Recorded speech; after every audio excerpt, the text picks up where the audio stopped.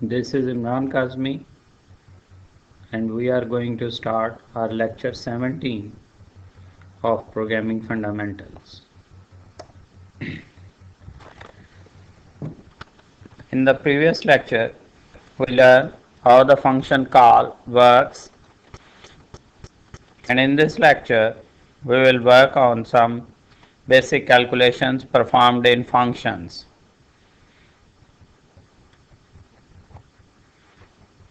So let's start from the simplest program. Write a program that calculates the sum of two numbers in a user defined function.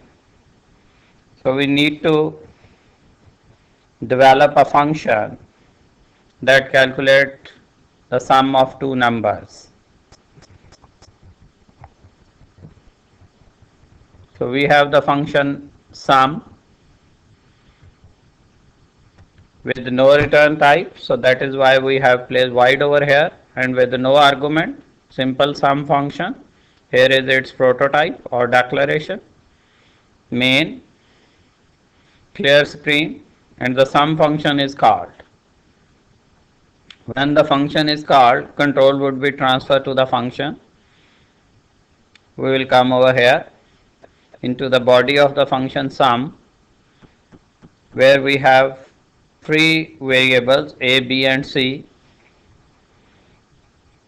Enter two numbers, input the value of a and b. We have used cin statement to input a and b, then c equal to a plus b, and c out sum, and the value of c would be displayed. This is the sum of c, sum of two numbers. So this is the simple program having a function sum, and that function take two numbers, two integer as input, calculate their sum and display the sum. So no value is being taken in sum and no value is being returned from the sum. So at both ends we have void over here, neither getting any values, not returning any value. So sum is the function which have declared three variables in its own as local variables a, b and c, and the value of a, b are inputs. C is calculated as sum and the c is displayed. Let's check the output. Here is the output. Enter two numbers 12 and 14 and the sum is displayed. But this whole procedure or the process come or executed in the function sum. And what is the role of main? The role of main is simply to call the function sum, and the function itself would declare, input, calculate and display the values. Main would do nothing, just call the function and the function would perform everything for it. So this was the simple function that had two values,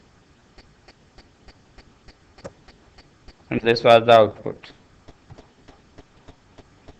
Similarly, when we use the same methods in Java, we have the method sum, and there is a simple sum call in main. Control would be transferred to the method sum, where the values of a and b are input in the same way as we used in Java, and then the two numbers are added and result is placed in C, and then C would be displayed. So here is the output in Java as well. Enter first value 12, enter second value 14, and this is the result, sum equal to 26.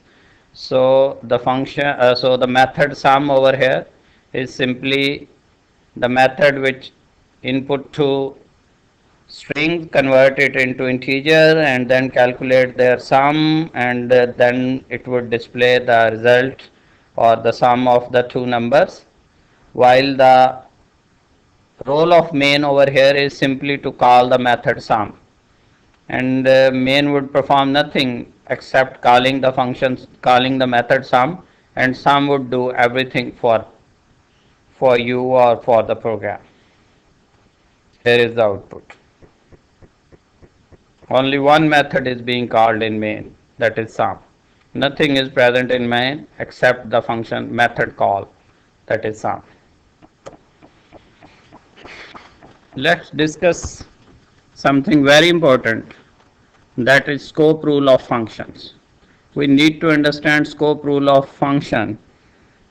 It's very much important.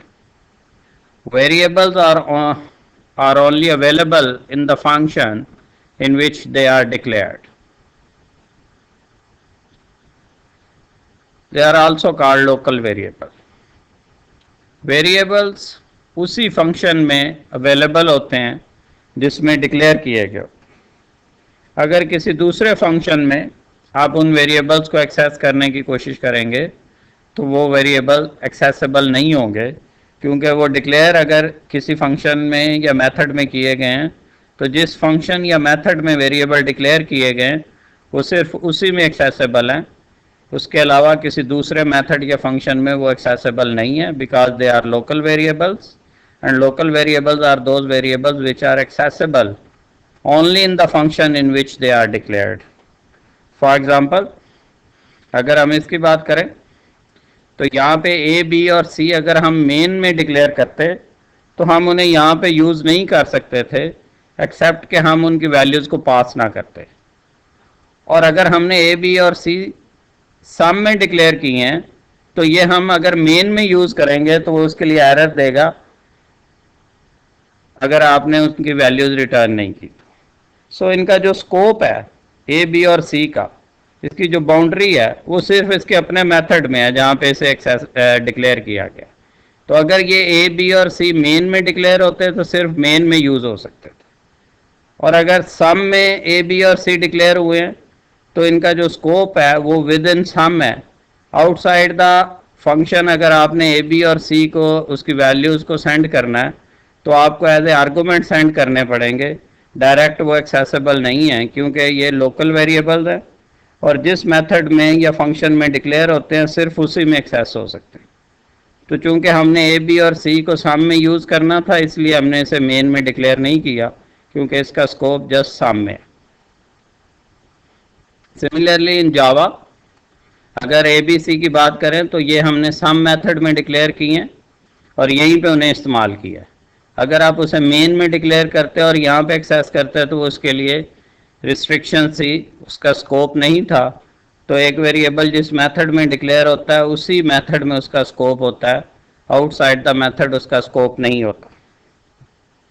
तो first statement कि variable जिस method में declare होता है या जिस function में declare होता है सिर्फ उसी मेथड या फंक्शन में उसे इस्तेमाल किया जा सकता है, आउटसाइड द मेथड और फंक्शन आप उसे यूज़ वेरिएबल को नहीं कर सकते। और दूसरी चीज़, if you need the value of variable in any other function, you have to pass the value in the form of arguments while calling the function. Such function calls are called call by values. So this is very much important. This is quite possible that you need the values of variable in other function, and where you need to have values then you must pass the values in the form of arguments. आप उन variables को direct access नहीं कर सकते, आप उनकी values को पास कर सकते हैं एज आर्गूमेंट्स। अगर आपको किसी दूसरी जगह पे किसी दूसरे फंक्शन में या मेथड में वैल्यूज़ रिक्वायर्ड है तो वेरिएबल चूँकि आपके एक्सेस नहीं हो सकते स्कोप रूल के पॉइंट ऑफ व्यू से, इसलिए आप उनकी वैल्यूज़ को पास कर सकते हैं और वैल्यूज़ को पास करने के लिए आप उसको एज ए आर्गूमेंट लिस्ट के तौर पे फंक्शन कॉल में इंक्लूड करेंगे। और जब कोई फंक्शन इस तरह से कॉल किया जाएगा जिसमें आर्गूमेंट मौजूद होंगे, वैल्यूज़ पास हो रही होंगी, तो उसे हम उस कॉल को हम बोलेंगे कॉल बाय वैल्यूज़। तो हमारे पास basically two kinds of calls are there, call by values and call by reference. Over here we are discussing call by values. We will discuss call by reference in the later stage when we will be able to have pointers, and then we can discuss call by reference. Call by reference में addresses का इस्तेमाल किया जाता है, इसको हम later stage में discuss करेंगे, लेकिन यहाँ पे याद रखें कि किसी एक फंक्शन की वैल्यूज़ या मेथड की वैल्यूज़, सॉरी वेरिएबल की वैल्यूज़ अगर किसी दूसरे मेथड में या फंक्शन में रिक्वायर्ड है तो वेरिएबल आप डायरेक्ट यूज़ नहीं कर सकते, एज ए आर्गूमेंट आप उन्हें पास कर दें उन वैल्यूज़ को, और फिर अगर आपने कोई फंक्शन कॉल किया है जिसमें आर्गूमेंट लिस्ट मौजूद है तो उस फंक्शन या मेथड कॉल को हम कॉल बाय वैल्यूज़ कहते हैं। तो आज हम इस लेक्चर में हमारा जो फोकस होगा वो कॉल बाय वैल्यूज़ पे होगा, और लेटर स्टेज में फिर हम कॉल बाय रेफरेंस भी डिस्कस करेंगे। कॉल बाय वैल्यूज़ डिस्कस करते हैं। The order in which the arguments are passed are received in the same order in the called function. याद रखें कि जब आप एक फंक्शन को कॉल बाय वैल्यूज़ यूज़ कर रहे हो तो उसमें जो आर्गूमेंट्स का ऑर्डर है उसी ऑर्डर से वैल्यूज़ जो है वो रिसीव होंगी जब फंक्शन कॉल होगा। तो कॉल्ड फंक्शन में वैल्यूज़ का ऑर्डर वही होता है जो कॉलिंग फंक्शन में आपने आर्गूमेंट में ऑर्डर दिया है। फॉर एग्जांपल अगर आपने पहले इंटीजर फिर फ्लोट और फिर इंटीजर वैल्यू सेंड की है तो रिसीविंग एंड पे भी आपने पहले इंटीजर फिर फ्लोट और फिर इंटीजर आपने रिसीव करनी है। तो ऑर्डर का ख्याल रखना ज़रूरी है क्योंकि वैल्यू जिस ऑर्डर में सेंड होती हैं आर्गूमेंट में उसी ऑर्डर में आगे रिसीव होती हैं पैरामीटर्स में।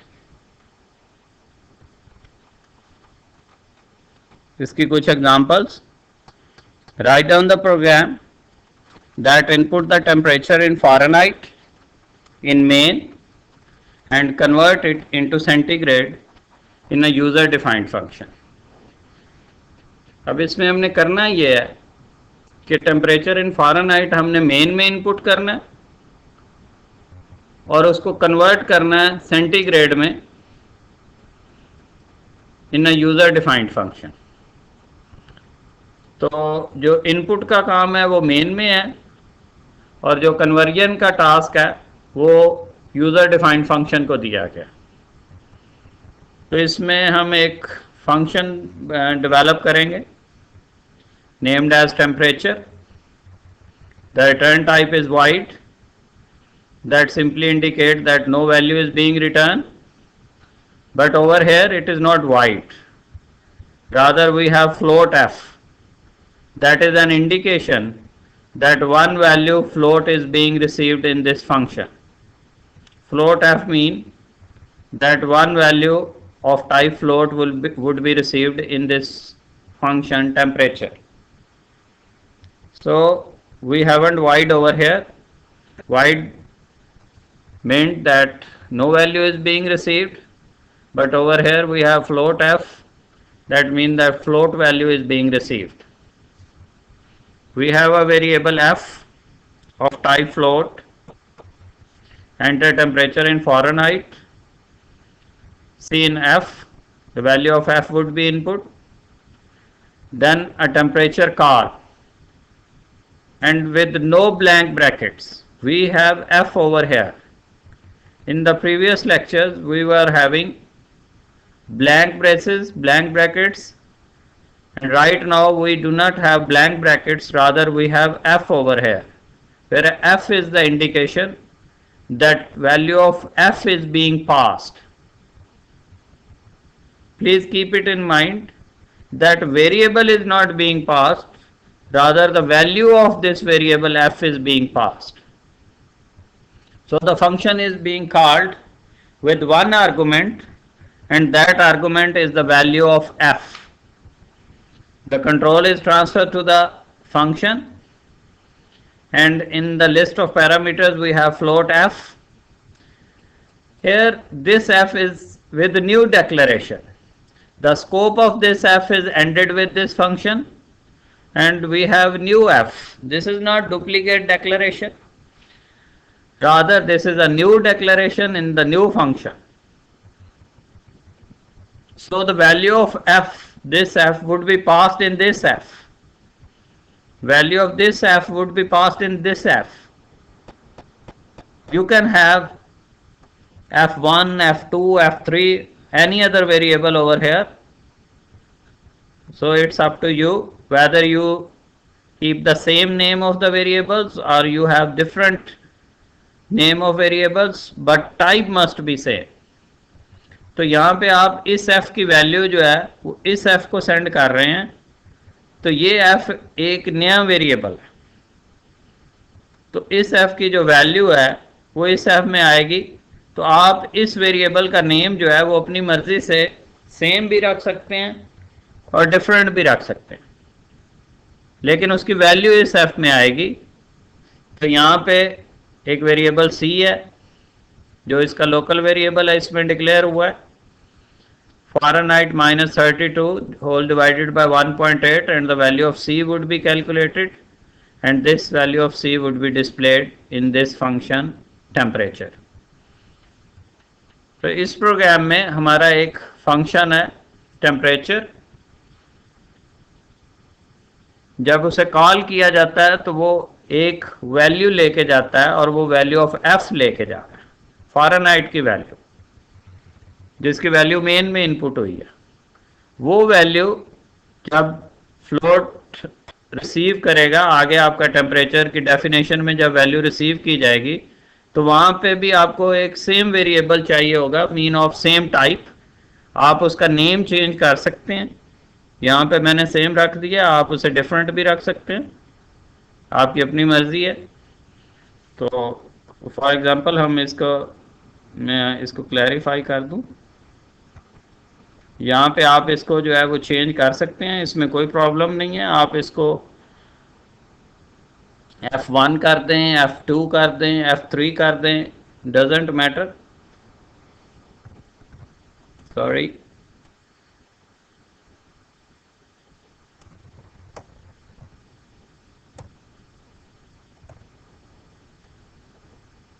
हियर वी वर।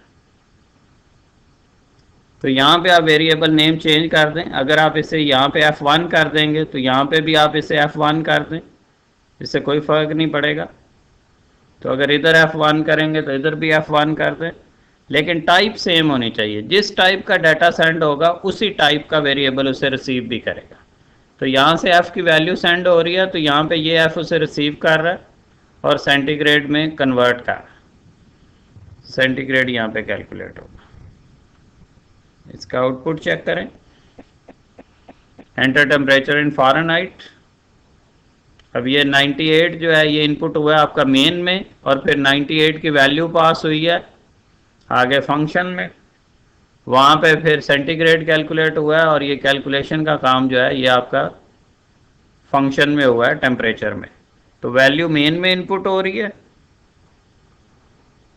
और जब फंक्शन कॉल किया जा रहा है तो फ़ारेनहाइट की वैल्यू लेके जा रहा है और वहाँ पे सेंटीग्रेड कैलकुलेट कर रहा है। Okay ji,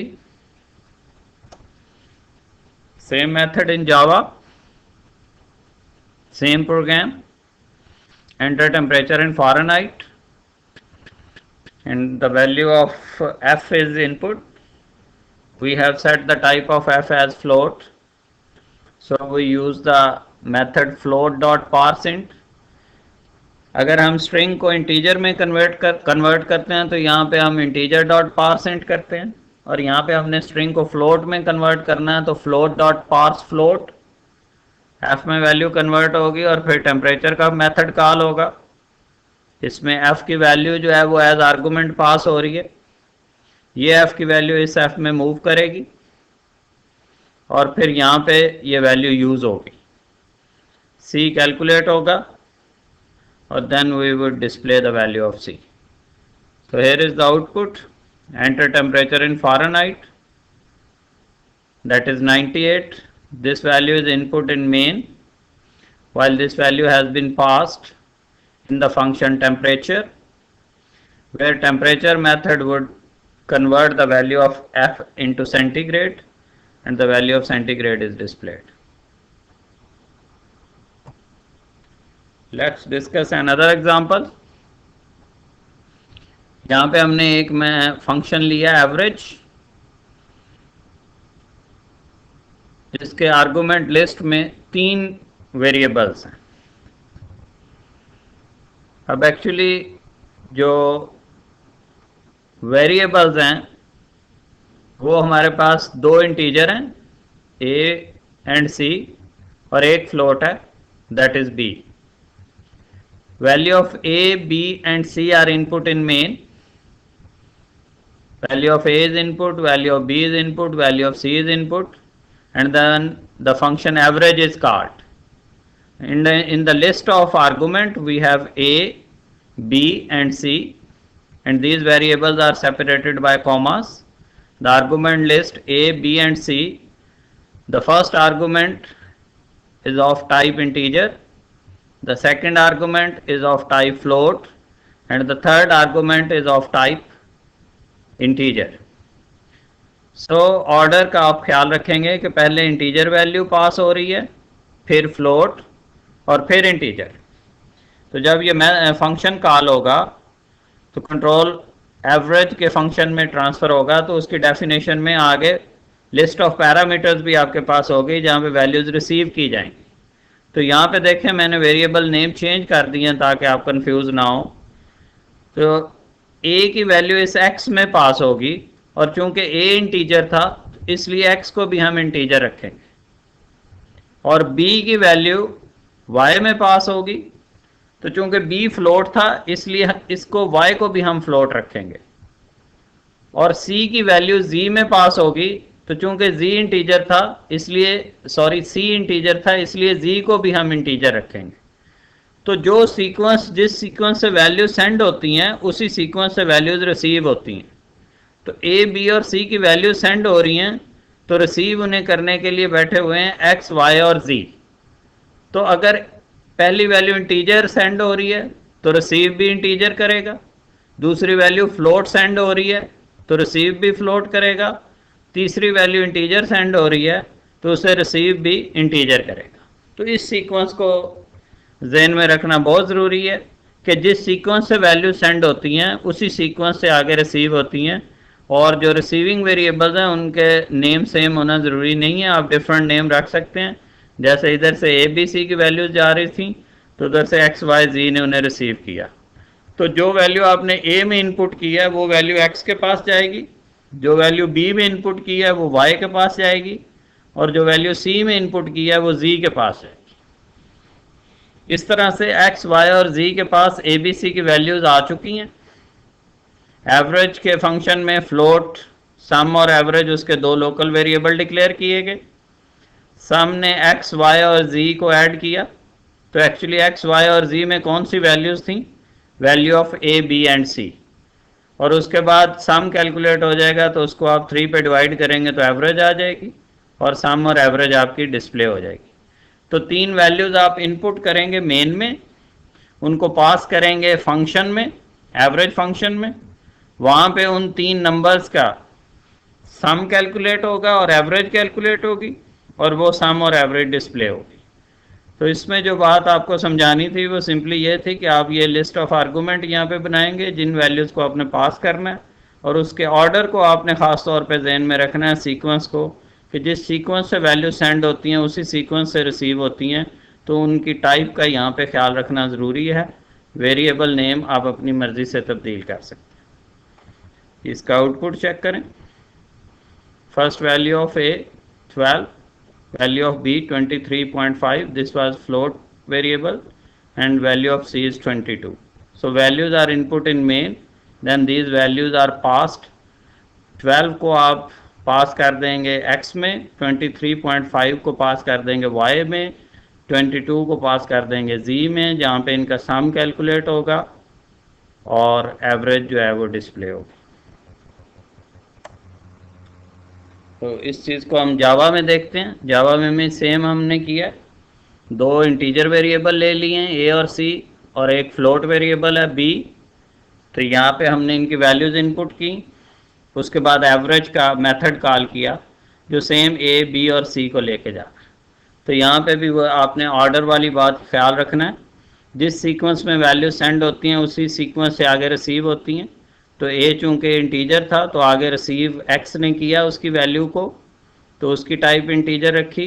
b was float, so b की वैल्यू जो सेंड हो रही है वो फ्लोट हो रही है, तो आगे रिसीव भी उसे जो करेंगे वो भी फ्लोट वेरिएबल करेगा, और c की वैल्यू सेंड हो रही है तो उसे रिसीव भी इंटीजर करेगा चूंकि c इंटीजर था। तो यहाँ पे इंटीजर फ्लोट और इंटीजर वैल्यू सेंड हुई, और फिर रिसीव भी आगे इंटीजर फ्लोट और इंटीजर ने किया। तो सिमिलरली यहाँ पे सम और एवरेज को हमने डबल डिक्लेयर किया। फ्लोट को जब हम उसकी कैपेसिटी को या उसके साइज़ को बढ़ाना चाह रहे होते हैं तो हम उसे डबल डिक्लेयर करते हैं। तो 8 बाइट्स लेता है आपका डबल। सम कैलकुलेट होगा एक्स वाई और जी, where the value of x, y and z are actually the values of a, b and c। तो वो वैल्यूज़ हमने पास कर दी थी x, y और z में। तो यहाँ पे एवरेज के मेथड में ए बी सी जो है वो अननोन है, और मेन के मेथड में x, y, z अननोन है। तो ए बी सी लोकल हैं आपके मेन के लिए, और x, y, z लोकल हैं आपके एवरेज के लिए। तो x, y और z का स्कोप सिर्फ एवरेज के फंक्शन में है, आप इन्हें मेन में एक्सेस नहीं कर सकते। और ए बी सी का स्कोप जो है वो मेन में वैलिड है, आप उसे एवरेज में एक्सेस नहीं कर सकते। तो उसके लिए हमें वैल्यूज़ जो है वो एज ए आर्गूमेंट के तौर पे पास करनी पड़ती हैं। जैसे ए बी सी की वैल्यूज़ हमने पास की और फिर उसका सम और एवरेज कैलकुलेट किया और डिस्प्ले किया। Here is the output. A, B और सी ये वैल्यूज़ जो इनपुट हुई हैं, और फिर इन वैल्यूज़ को 12, 23.5 और 14 को हमने पास किया। 12, 23.5 and 14. So this value of a is passed in x. The value of x would become 12.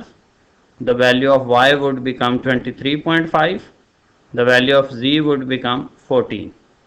So we have added these values x, y and z and calculated sum, and after sum we have calculated average, and sum and average are displayed. Okay जी, इस तरह से हम values जो है वो पास कर सकते हैं एक फंक्शन से दूसरे फंक्शन में, लेकिन उसका आर्डर या सीक्वेंस जो है वो ख़ास तौर पे उसको जहन में रखना ज़रूरी है, क्योंकि वैल्यूज़ जिस सीक्वेंस से आप पास करते हैं वो उसी सीक्वेंस से रिसीव होती हैं। तो उस सीक्वेंस में उसकी टाइप का ख्याल रखा जाता है कि जो वैल्यू जिस टाइप की पास हो रही है उसी टाइप का वेरिएबल उसे रिसीव भी करेगा। इंशाल्लाह नेक्स्ट क्लास में हम वैल्यूज़ जो है वो रिटर्न करनी भी सीखेंगे। तो जिस तरह से वैल्यूज़ जो है वो पास की जा सकती हैं किसी दूसरे फंक्शन में, इस तरह से वैल्यू रिटर्न भी की जा सकती हैं। इंशाल्लाह नेक्स्ट क्लास में हम डिस्कस करेंगे। Thank you very much.